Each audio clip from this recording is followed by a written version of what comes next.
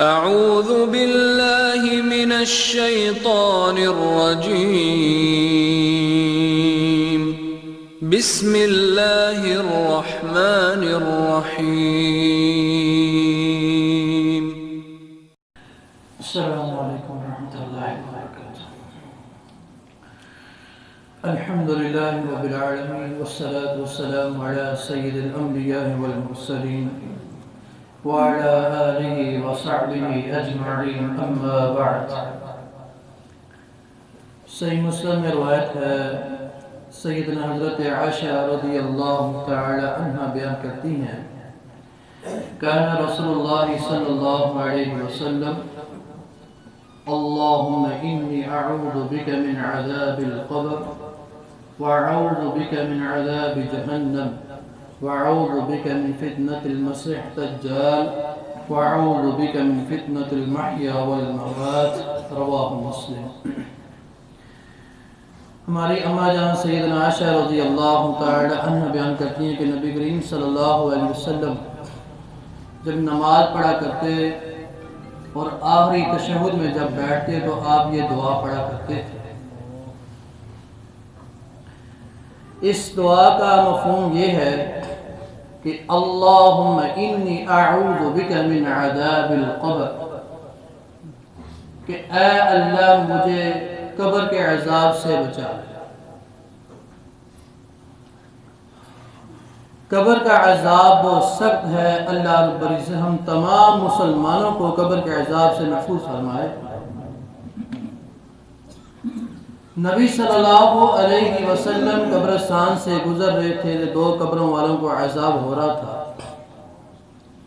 آپ سے پوچھا گیا کہ ان کو کس گناہ کی بنیاد پر ان کے اوپر عذاب نازل ہو رہا ہے.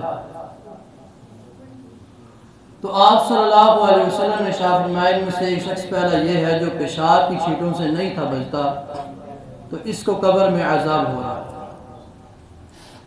اور دوسرا آدمی وہ تھا جو چغلی اور غیبت کرتا تھا، تو اس کو قبر میں عذاب ہو رہا ہے.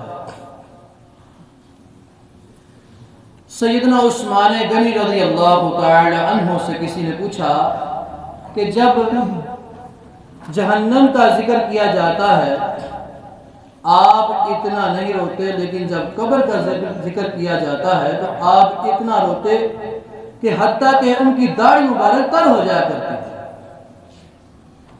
انہوں نے کہا کہ قبر تو پہلی سیڑھی ہے، جو یہاں کامیاب ہوگا وہ آگے بھی کامیاب ہوگا، جو یہاں پہ ناکام ہو گیا وہ آگے بھی ناکام ہو جائے گا.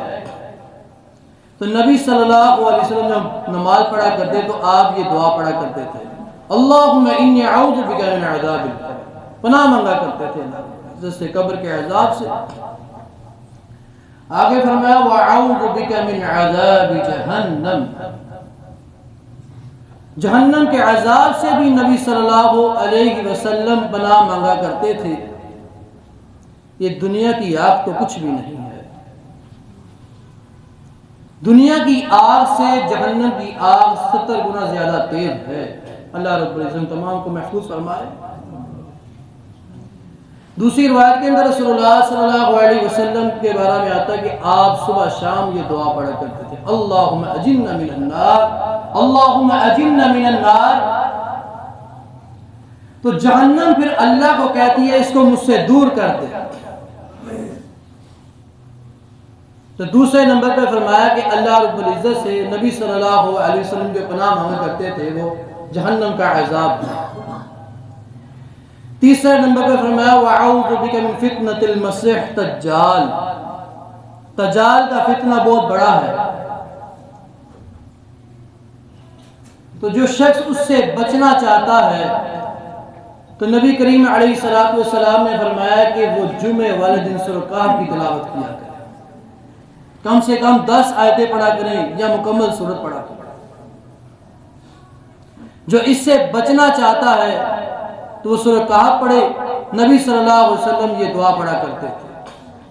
چوتھے نمبر پہ آپ صلی اللہ علیہ وسلم پڑھا کرتے تھے وَأَعُوذُ بِكَ مِن فِتْنَةِ الْمَحْيَا وَالْمَمَاتِ، دنیا کی ازمائشوں سے، دنیا کے فتنوں سے نبی صلی اللہ علیہ وسلم پناہ مانگا کرتے تھے. پریشانیوں سے، اولاد کی پریشانی، کاروبار کی پریشانی، اس کے فتنے سے نبی صلی اللہ علیہ وسلم پناہ مانگا کرتے ہیں۔ کچھ بھائی یہ بھی دعا پڑھتے ہیں رب اجعلنی مقیم الصلاۃ ومن ذریتی ربنا وتقبل دعا، یہ بھی دعا پڑھنی چاہیے، کوئی بات نہیں، یہ نبی صلی اللہ علیہ وسلم کا حکم ہے یہ دعا پڑھنا۔ آخری تشہد میں جب نبی صلی اللہ علیہ وسلم بیٹھتے اور آپ یہ دعا پڑھا کرتے، اس دعا کے اندر ہم اللہ رب العزت سے 4 چیزوں کی پناہ مانگا کرتے ہیں۔ نمبر 1 قبر کے عذاب سے، نمبر 2 جہنم کے عذاب سے، نمبر 3 دجال کے فتنے سے، اور نمبر 4 دنیا کے فتنوں سے۔ اللہ رب العزت ہمیں عمل کرنے کی توفیق عطا فرمائے۔